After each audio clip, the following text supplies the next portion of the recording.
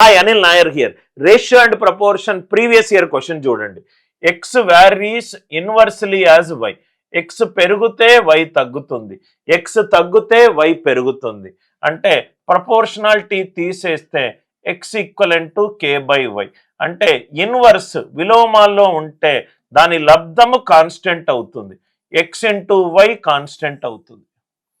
X into Y. Question ఏమన్నాడు? and x equivalent to 2 when y equivalent to 6.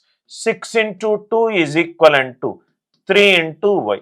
So 12 by 3. y value enta sir 4. y value enta 4. చాలా important point. Inverse ప్రపోర్షన్లో ఏది constant గా ఉంటుంది? Product constant గా ఉంటుంది. Concept అందరికీ అర్థమైంది కదా సార్. అదే డైరెక్ట్ ప్రపోర్షన్లో రేషియో కాన్స్టెంట్గా ఉంటుంది.